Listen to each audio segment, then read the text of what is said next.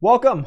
Happy Monday. Hope everyone is doing well on this fine Monday afternoon. We are looking at the Dow. We'll pull up the S&P. We're all pushing, I think, new all-time highs across the board. Look at that, S&P finally pushing up. This is the trade that I was actually looking at on Friday. Just didn't go, broke a new high, fell off, and now you're getting a much better push to the upside as the S&P is kind of breaking out of this little wedge. The ascending wedge, if you will, that we've been seeing on SPY. So big picture, we got a lot to talk about. This week should be a really good week. So there'll be a lot of streams. We'll be having streams tomorrow morning for the open. Then I believe a Wednesday afternoon. Then it should be Thursday morning and then Friday afternoon. So we can kind of be back and forth. And kind of go from there. So that said, right, SPY is testing or now pushing above 490. 490. Yes, believe it or not. Inching closer and closer towards that 500 mark, which kind of starts to become more and more interesting as time goes on. QQQ, not at a new high yet. It's close. It's actually, you can even draw this little line in here. You can actually say, I think on the hourly chart, it's starting to break out to the upside. You can make the argument. Not on a ton of volume, though. DIA, the Dow, breaking out to a new all-time high as well as we speak right now. That popped on Friday, held up, and then it's pushing for more now. That is the only open position that I currently have right now. It is on Dow futures. Yeah, that's really it. So I got in this about a week and not a half ago. It was the Friday, the 24th, and there's been no reason to get out of it. And there's also been no reason to get, well, I guess we are starting to see some reasons to potentially start maybe taking profit at some point soon, but we're getting closer to the upside. My target, let me see if I can find it. On MetaTrader 4, I have a target set to 38,700. So 38,700. And on DJI, we currently sit at, this is the Dow Jones, because I'm looking at futures, so DIA is not the best correlation number-wise. It's easier to see here. So I'm about, what is that, $450, $440 away on the Dow from take profit. So we would have to, so from a visual, we'd have to get to, what is that, 38.7? It's a decent move, man. It's still got to go to here. So we'd have to go to there, which is kind of a lot. And that was my target. That was what I was looking for when I originally took the trade, over a week ago. So we're getting there. We're certainly, I guess if you do the math on the breakout, are we halfway? Let's see.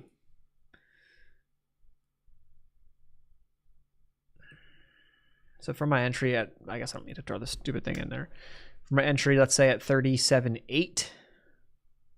37.89, almost 37.9.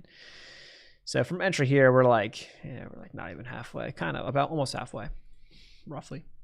I don't know. We'll see. That's the play. That's the only position that I have open right now. And I've moved my stop up, so it really can't lose that bad if it does end up losing.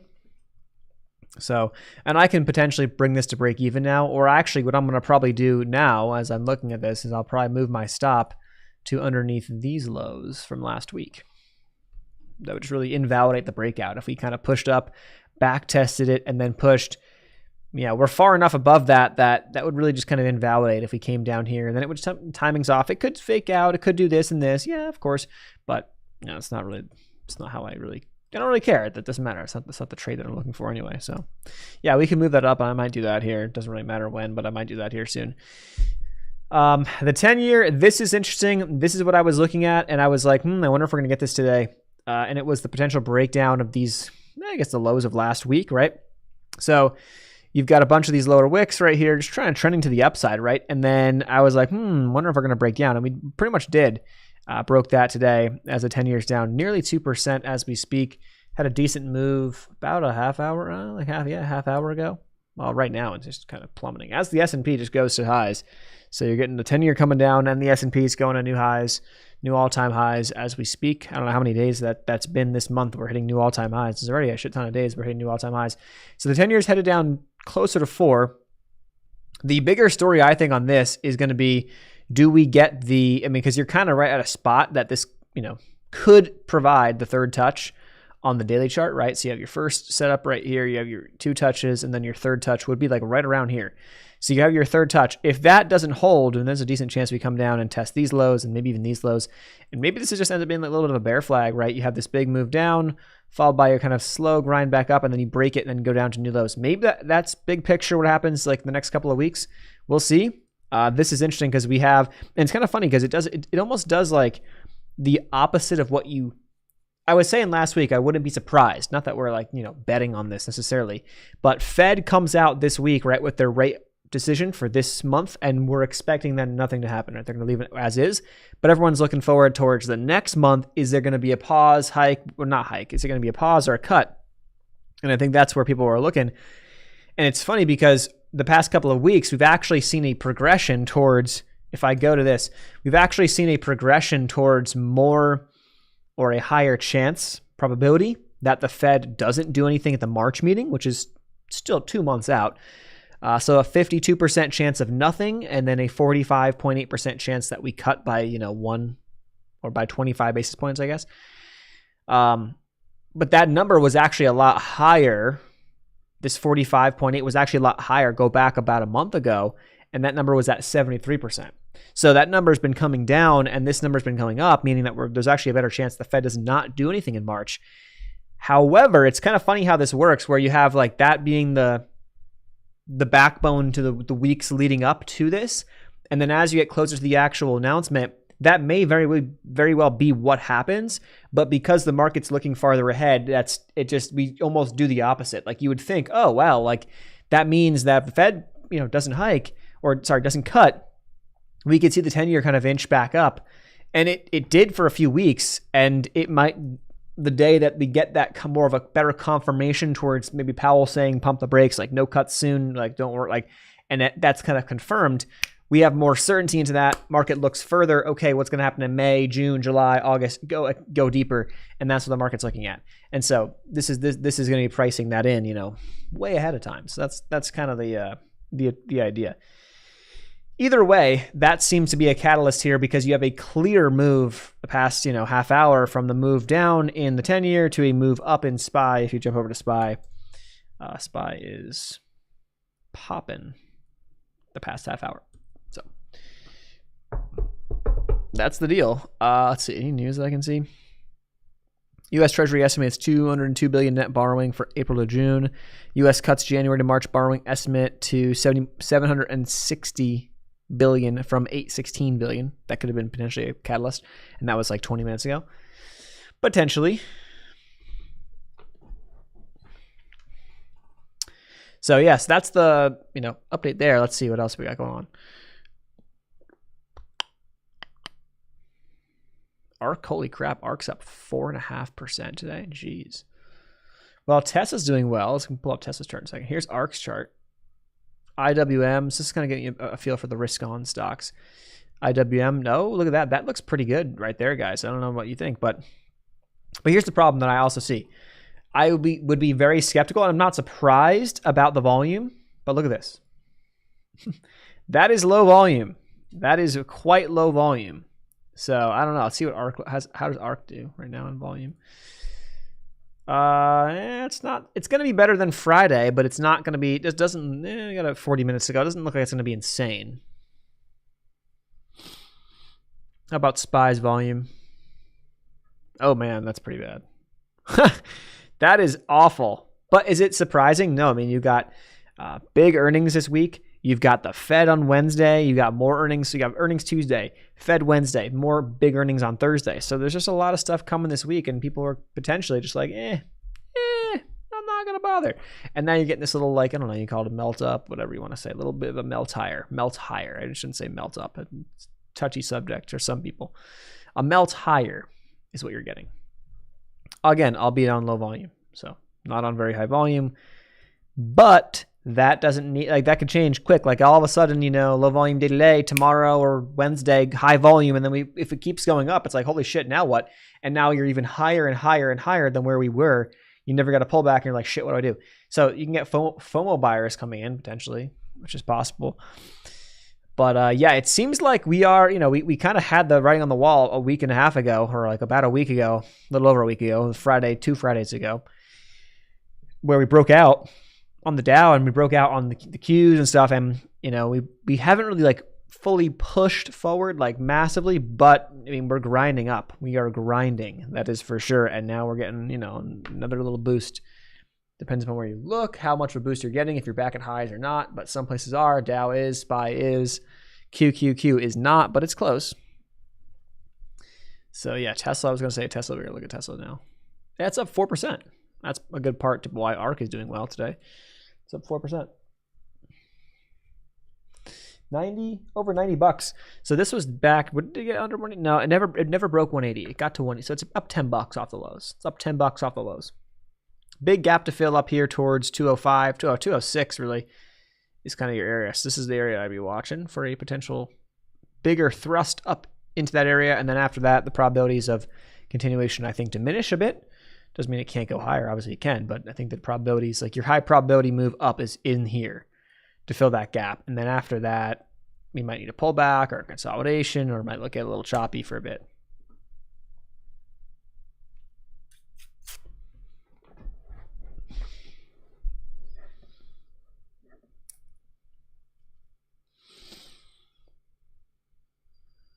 But I'll have a trade recap. I should have a trade recap out today. Bitcoin's doing well today too. Oil's down. Silver's up almost 2%. Gold's up about 1%. Oh, look at that gold trend line, by the way. Oh man, that looks juicy to me. And you guys, we've talked about this before. The charts that I see when you zoom out, the further you zoom out on gold, the more I like these charts. They look just so good. They look really bullish to me. Obviously, it has to respect and hold the levels that, these bigger dips and stuff. But like on the monthly chart, like if gold holds 1800, I mean, as long as it holds 1800, I don't give a crap. That is bullish to me. Like this, who cares? It might take 6 weeks for it to do anything, and then if it breaks, I mean, we can get a massive move. So I'm not betting on it. Like I have silver exposure in my portfolio. I'm not trading that. I just sell covered calls when it's up a lot in a given week. I have SLV, and that's it. Like I don't care necessarily, but the charts do look really good. So I mean, we'll see. The silver's chart not as clean as gold, but same kind of concept here. You break out above this level, good chance, we can test these highs, 30-ish, and then maybe even more than that could be pretty impressive. Again, that's probably months down the road because this is a 1 month chart. Each of the candlesticks are 1 month, so it's big picture. But those things look pretty good. You just probably need the help of the dollar. The dollar was green today, now it's red, but it's kind of in this consolidation. A lot of wicks, not really doing a ton in there. So you're probably gonna need help with the dollar, I would guess. Damn. But yeah, IWM is approaching 200, the 200 level again. XBI is up 3%. That's a nice looking candle. Let's look at these sectors here. That's energy. Not surprising. XLF financials are going for it. KRE, regional banking ETF's doing well. XLI, that looks pretty good too. XLP, that looks very good as well. A lot of things look pretty good. XLRE is the real estate ETF. This is an interesting one because this could be an interesting trade here if I guess a downtrend break, right? We need to get above like 39 and then I'd be like, oh, okay, could be good because that's just a little bit of a flag setting up there on XLRE. Maybe. Can it go? We'll see. I mean, the 10-year coming down helps this. So you kind of need that. That would be big. So you can look at the correlations. They're pretty close. I think Jenny Yellen today, she said she's urging the Fed to cut rates to help with the housing market because it's very unaffordable right now and stuff. I'm like, geez. Like, and then I assume that she's saying, obviously, that it's not going to be impacted this meeting, but maybe sooner rather than later. So that's the first thing I feel like I hear. First time I've heard someone of influence. You want to call it Janet Yellen influence? I guess you could, right? Of importance. Starting to kind of raise some alarms of like, hey, like, help people out here because rates have been high and it's actually hurting us. Maybe that's a sign for more to come, more pain to come at some point. I don't know. That's interesting there. XLV is the healthcare ETF. XRT looks strong. XRT, a lot of these things look strong. There's nothing you can say. They just look strong. That's all I can say. NVIDIA, nice pop. I was looking for this and I did not. I actually lost on this trade. Not a lot, but I lost small. It eventually went. And the play was the break above 617 or so, 618. And I got in on the original pop here as it broke these highs. And I got in there and then I got stopped out pretty quickly after that. I thought we'd see a nice push of volume. Didn't really come in. And then what ended up happening was it kind of held the VWAP, or actually pulled back, whatever, did what it did. And then it got up here, a little mini flag, and then popped. And then it's been off to the races since then. So that would have been great if I had checked back in. I think I was looking at it, but I didn't want to play it a second time. I had already won on my other trade, so I didn't want to bother with it. I just left it alone. But it did look good. And I knew that level was going to be pretty, well, I thought that level could be important, and it was. And you got a big move. You got a big move from that level to, I mean, you got a move of like a full percent, which is nothing insane, but, you know, intraday, it's pretty nice if you can get a percent move. I'm usually not even looking for that. I was looking for 618 or whatever. Where is it? 617, 618 up to like 622 was my area I was looking at. And that got achieved pretty quickly. A little pullback along the way, but not bad. Tesla's a beast. Lucid. Let's take a look at those. I haven't checked at Lucid. But yeah, Tesla's a beast. I'm not surprised, right? It's funny because like it's funny how sentiment can change so quick. Tesla was, you know, in the dumps last week. People were scared to buy it, saying holy shit, blah blah. And now, you know, all it takes is one day of positive tape to change sentiment like that. Now, will it hold up? We'll see, but it does look pretty promising. If the market does stay strong this week, I think this is an area of interest for Tesla. Push up into the low 200s. LCID. How low did this thing go? Jeez. It went down to lows near 250, but that's a massive move there. It's up 28% today alone. Jeez. That's a big move on very nice volume. Lucid's been, I haven't looked at that stock in a long time. I remember seeing, I was looking at rental cars for a trip that's like coming up. And I remember looking at, you know, the app, if you've ever used the app Turo, where you can just like rent someone's car. So instead of going through like Avis, Hertz or whatever, Enterprise, you go to like Turo and like you can just rent someone's car. And so I think I was looking at, and there was a Lucid Air popped up. And I was like, oh shit, because I remember looking through and I just like saw, I'm like, oh, that looks like a Lucid Air. And then I popped into it and I was like, oh shit. But they were asking for a lot, like a shit ton of money compared to other cars that were like, I don't want to say comparable. How many cars are comparable to a Lucid Air? I mean, there's not many. It's like more like your luxury EV. So it's like, how do you compare that? I don't know. But they were asking a lot for that thing for just, you know, a couple of days of rental. So I was like, definitely not interested in that. It would be cool to try it out and see how they drive, but not worth it, especially on a trip like that. A trip that like you're taking, like if you need to drive the vehicle, like the last thing you want to do is have to worry about, I don't know, mileage, range and shit.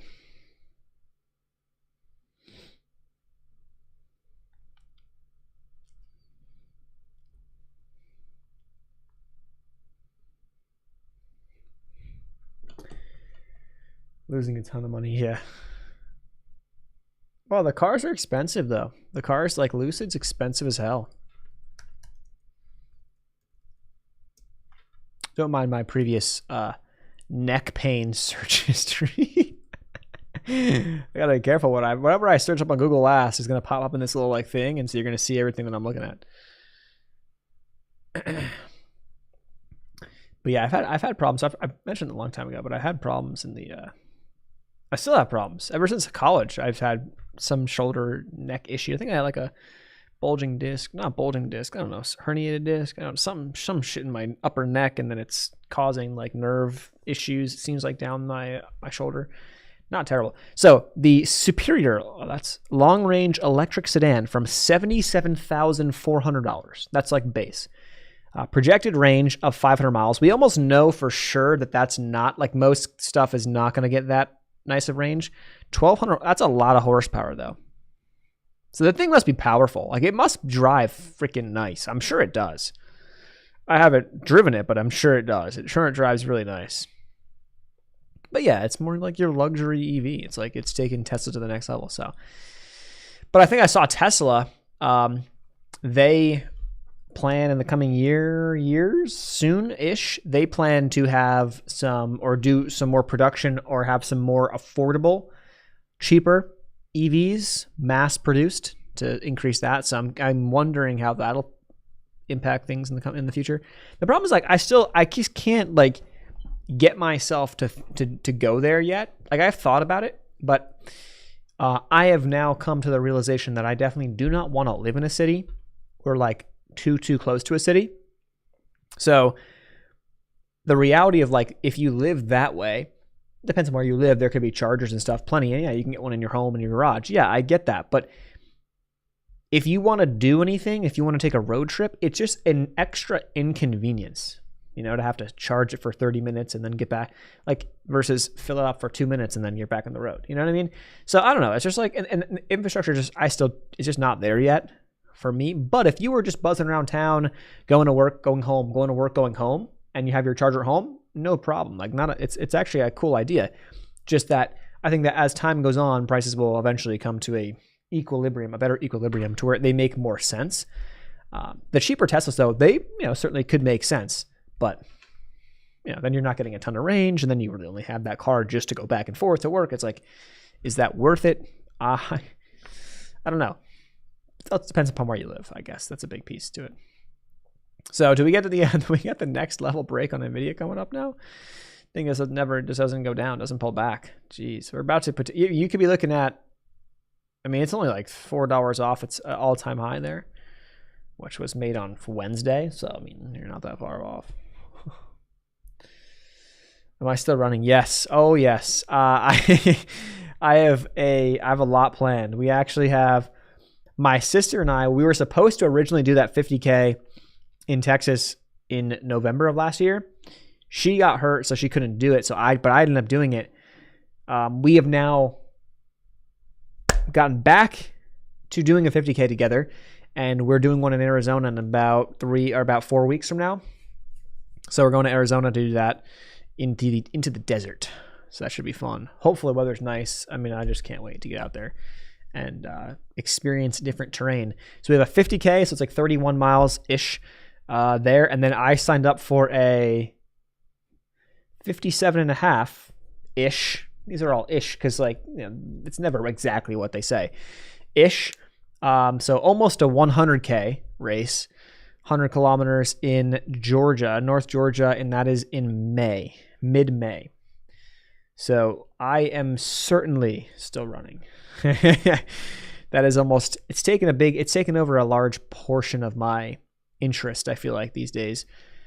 And I really like it. So I really enjoy it. It's like, and the thing with those races, I view them as, I'm not like running them to get the time and then to whatever to win. No, but it's a challenge. Like if you do something really hard, it then kind of bleeds over. And of course, what it takes to get there, the regimen, like the training to get there is, building, I think, really strong habits. But at the same time, you do something like that, it almost like unlocks your thinking to like, what else am I capable of, in not only physical feats, but mentally and this and that and business and whatever. Like there's so many things that you can like, it just opens your eyes to like a lot. And so then it makes things not seem as challenging when you start getting into like the nitty gritties of like whatever it is that comes up in your day-to-day life. It's like, I just ran however many miles over the mountains and blah, blah, blah. The race in Georgia is 17,000 feet of elevation gain. Now, so it goes up and down. Like you're going over like mountains. And when I say mountains, North Georgia is like the southern end of the Appalachian Mountains. So they actually have some decent mountains. I think the highest points, let's see. I'm sure I'll be running. I'm running like highest point in Georgia. Oh yeah, it's Brasstown Bald. So the highest point is 4,784 feet. I might do like a training run up there one of these days or something like that. So we'll see. But yeah, like you're going up over mountains that are like 4,000 plus a few feet plus a few hundred, minus a few hundred and change. And you're doing that for about 60 miles. It's a point to point. So you start here and you end here. It's not a loop. The one that we're doing in Arizona is a loop, and it's about 3,000 feet, a little bit less than 3,000 feet, I believe, of elevation gain, which is not that bad. The one that I did in Texas was about the same. So that's not that bad. This is going to be a lot. The one in Georgia is going to be a lot. That is going to be a beast. It's the Cruel Jewel 50. They call it a 50, but it's like 57 miles. They have a 100-mile option as well, but I'm not ready for that yet. So, yeah, definitely still running. And I'm excited for the summertime now to just be. I mean, I really enjoy just being outside, and it's like an excuse almost to get outside. So here's Bitcoin. By the way, Bitcoin does look pretty good. Remember how we talked about this last week? It bounced beautifully off this level, which was prior resistance. That was like the breakout point. Popped it up from 38.5 all the way to 45,000 roughly.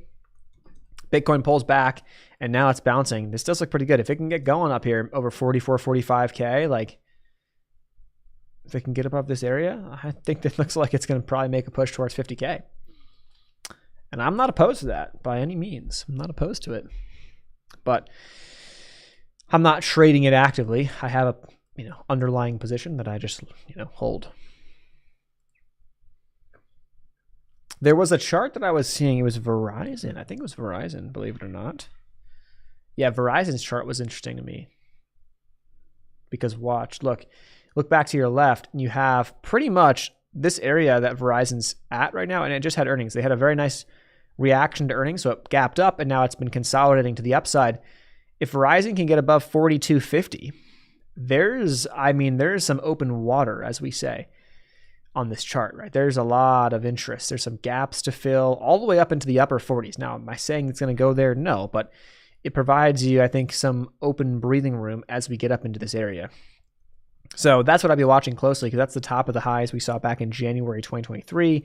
And it has been tough since, but it's come back to life for sure.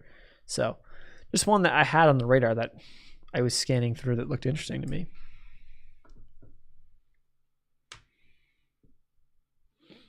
How many layoffs companies are skeptical about the? Yeah, I mean, I would be too. Honestly, I think that's the thing. And you even saw like with Yellen saying today, Janet Yellen was saying like she thinks she wants the Fed to start cutting rates here sooner rather than later.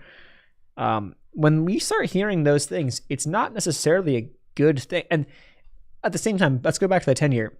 Like we've said before, right? When the Fed starts to cut rates, and again, we have at least 2 months, I think, until that happens, because we don't have, like, the next meeting is March 20th. Like, we have this week on Wednesday, but there's a 97.9% chance they're going to leave rates where they are. March 20th is 2 months out. So that's like the next window. I think there's maybe a 2-month window where we can kind of feel good about things. Maybe there could be some writing on the wall, whatever. There could be news at any time that could drop us down. But maybe you have a 2-month window of feeling good. And if they cut in March, I don't think that's a good thing. And we'll look at the data. We have time, but there's a chart that I'll pull up that I looked at about a year ago, I want to say, that showed you like, okay, what happened when the Fed started cutting rates after when the Fed changed from a hiking cycle to a cutting cycle. There's that in-between period of pause, but when they went to start cutting, what ends up happening in the stock market? And it's not a clear cut, oh, we go higher. No, it's actually quite the opposite most of the time from what I recall this chart, but we'll have to get the data back up. And it's a data game. It's not about like, oh, this will happen, because there's no way to know, but it's about probabilities, And so all I really care and all I really need to see is like this chart right here, where here's the S&P just blasting off to new highs, right, as we speak. And if I see a chart that says there's a better than 50-50 probability that when the Fed starts cutting rates, the market goes down historically, and it depends upon how much. Again, it can be, if you're long-term focused, it's not a big deal. But is that the time to be massively long? No. Maybe it's a good time to trim some more things, or maybe even get more defensive and get less risky if you have any, like for example, I have a position in ARK that's up nicely, but I'll be happy to get rid of that if you know what I mean. If I have data that tells me that it's not worth the downside risk to hold, and I can minimize my risk by putting it in SPY instead of ARK, because ARK's gonna be more volatile than SPY.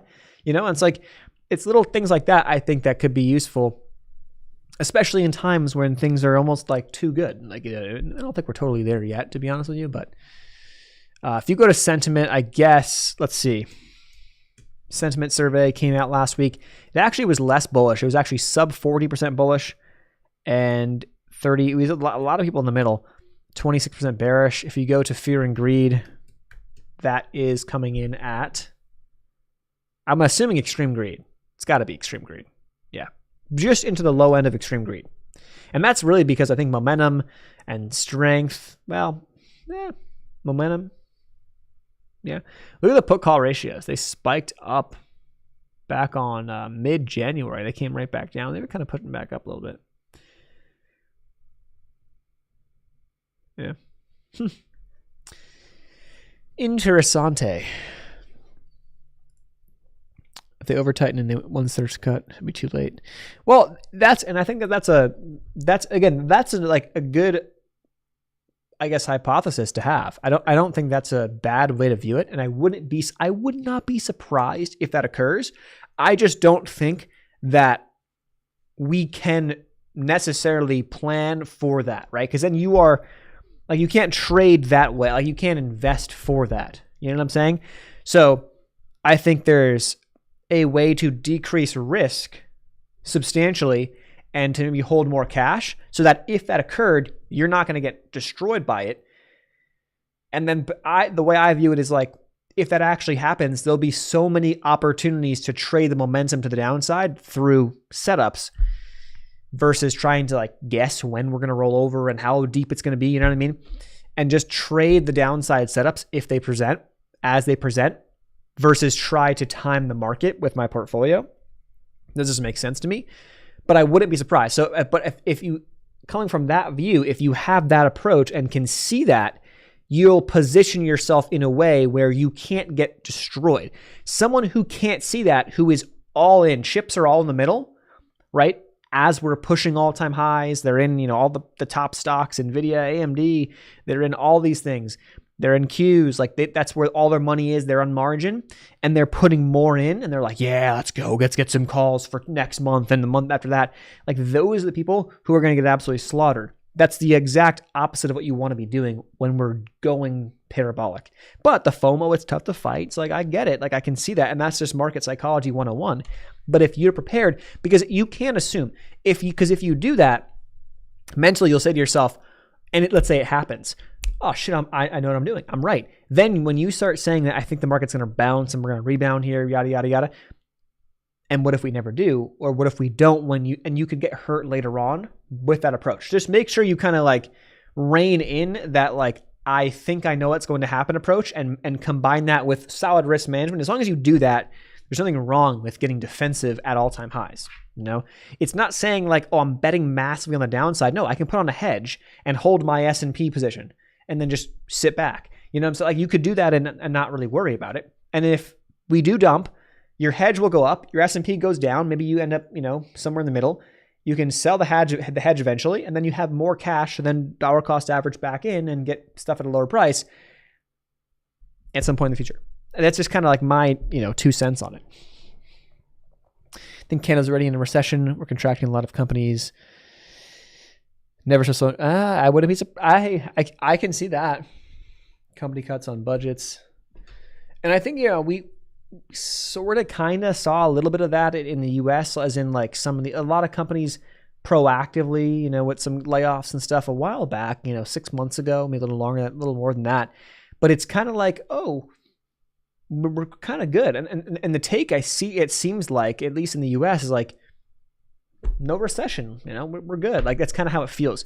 And that's not like, that's a complete, I would be cautious anyone getting too complacent with that, because shit can change quick and it takes time to play out. Just as we realized the Fed over tightened and it took way longer, the Fed did not raise rates fast enough after the pandemic and stuff.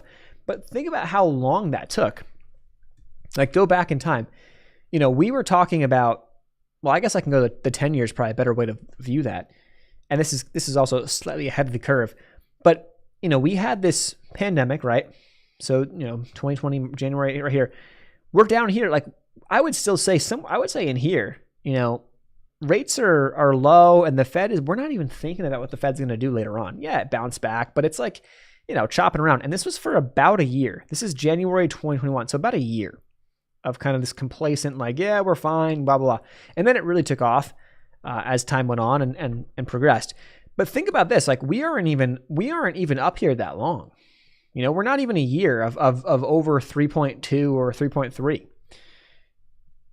We got above that level back in September. Well, I guess maybe it's been a year. It's been a little over a year. But we're up here for a little over a year now. So it's kind of a similar time frame to here. And then this could be that the Fed over tightened because it seems like they under on the way up. So will we see the opposite happen here? And then do you have this kind of return to mean where you have this massive dump, big rally on the 10-year yield, and then you kind of end up somewhere in the middle? Do we end up somewhere back in here? Which is going to be a sub 2% rate, which would mean that the Fed would have to cut a lot, right? And if the Fed cuts a lot, it's probably because there's a problem. They're not cutting a lot, nice and easy, and that would take us there, over the course we could. The consensus view seemingly is that we'll probably just kind of do this over time on the 10-year. But if it doesn't, if it sharply comes down, the slope is a little steeper, that's a concern. That's definitely a concern for a bigger, recession and stuff. And also I'd watch oil too. Oil could be a leading indicator of that, and it tends to be. And if you look at oil's chart, obviously when it went friggin' negative back in 2020, it just skews this chart so much. I guess I can get rid of the log charts. Here's oil's chart. It's almost like it's kind of, I don't want to say it's dangling on the edge. It's not, but this is a spot. Like if oil ends up at some point in the next couple of weeks, or I should say months, if it breaks down into the lower 60s and even upper 50s, that's like, oh shit, like what is going on here? Is there a bigger story that's not being told? And that could be like a leading indicator of a global recession, which is concerning and would probably mean that we get more cuts. But it probably means the economy does not do well. And it probably means that a lot of these massive companies that did very, very well probably contract a bit. And these stocks probably contract a bit. Doesn't mean they have to, but it means they likely will at some point. But and it seems like everyone got a little over their skis with trying to predict that. And it's not like we're trying to predict that now, but it's a game of probabilities, and it's like, okay, the longer everyone's on the same board, with the same approach, like it's not the best thing necessarily. But yeah, I'll put the recap out later. I had a trade on AMD. I had a long on AMD today. Let's see where AMD has found itself. Yeah, you kind of can see the remnants of it there. But yeah, that's what I had today. Wasn't anything crazy. I had like a break even, small loss, and then a win. Too many trades, to be honest with you. I shouldn't do. There was no really a need to do as much as I did, but setups were decent, I thought. The volume has not been. It's been lackluster, it is what it is. I guess the Dow is the position that I still like, that I'm in. This one, we're currently up on the 25K count. We're up about 198 $198 on my Dow position, which is like about halfway to take profits. I think we're looking for a $400 win on it if it goes to fulfill the targets I'm looking for. But in the meantime, I'm going to actually move my stop loss today to under last week's lows so that we are really going to be risking very minimal amounts on this trade. Let's just make sure I can do that quickly here. Not really quickly, but just so I don't have to worry about it. And it's on futures, so it'll trade overnight, so it's not really something I'm too concerned about this second. But yeah, if I jump over to last week's lows, that would put me on what I'm looking at is like 37,750.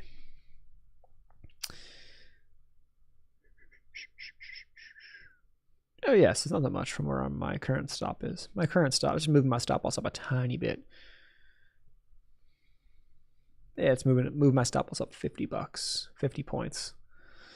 Yeah, that's all I really do. It's like the maintenance on this position.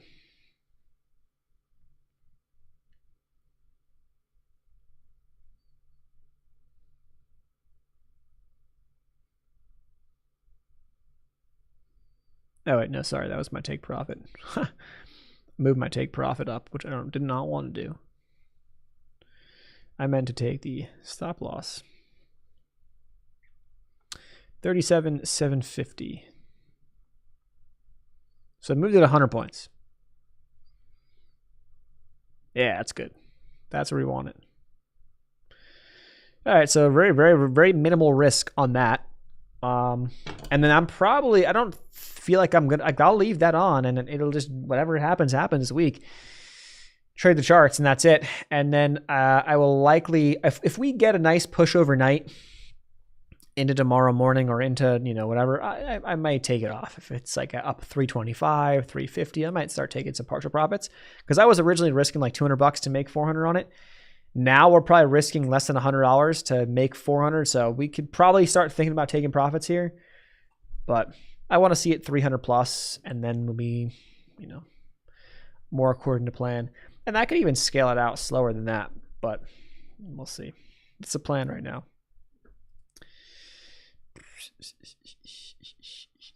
It's kind of I feel like it's, well, I think I did disservice to myself last week and the week prior to that, because I think I was I was trading in some chop, and I also was trading on less volume overall and less clarity on the direction.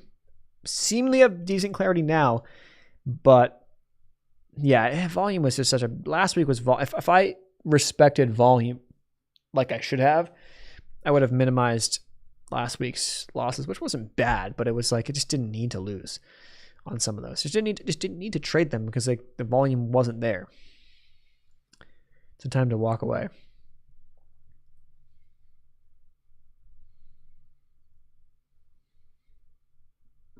So right now, let's see who's strongest. The S&P's up it's up 0.7% on pretty low volume, by the way, though. QQQ is up about 1%, just shy of 1% on lower volume again there too. The Dow is up 0.5% on, again, low volume. And then the Russell is up 1.6. That's up a lot more. This looks good. The problem is that, again, can I trade that breakout on the Russell? That bull flag on the Russell, can I trade that? You'd say, yeah, technically it's breaking out. Looks good. Get in, right? Stop loss under the low, right? Play it for a push. I can't, because this guy right here. What is this? What is this? Not much. Not enough volume. There's not a lot of conviction behind that. Now, I think that's the biggest component to these big weeks, because that you could say, oh, well, I'm not going to trade because there's a lot of earnings coming up this week and there's a Fed meeting and whatever. Yeah. Like, yeah. But if there's volume on a break, I will play it because that's the chart. I don't really care about that to a degree. There's just a decent chance, there's a higher chance that you're going to see less volume on these breakouts because people are waiting for that exact reason. So it kind of ends up getting you to the same place by coming in with the approach of like, oh yeah, Fed meeting, I'm not trading this week. Yeah, I get that. But at the same time, are you just trading because you think there's going to be, volatility? You think it's not worth it? Or are you trading because the chart or your strategy tells you that it's not? And the volume is kind of like that last piece to the puzzle of like, volume is not here right now. Don't bother. Peace out, Millen. Be back on tomorrow morning. If you can hang out, if anyone wants to hang out tomorrow morning, we'll be here for live trading. So depends upon what we get. I don't know if we're going to get much. It could be a short one, but if we get decent action, I'll just it'll be our live trading session. So we just, pull up the accounts and we'll trade on it. I trade my phone these days now, but there should be a trade recap out tonight for today's trades. I haven't filmed that yet, but I will do that shortly. And then, yeah, that's the deal. So looking pretty strong into the close. This is looking at the Dow. You can jump over to the NASDAQ. Pretty much same thing in the S&P. as we speak, we are testing the all-time high that was made approximately 30 minutes ago. And, well, overall, new all-time highs. That's all we can say. So with that said, market's about to close. I'll wrap things up. Hope you guys have a great rest of your Monday. And maybe I'll see you tomorrow. Maybe I won't. But we'll be back Monday, Wednesday, Friday for Power.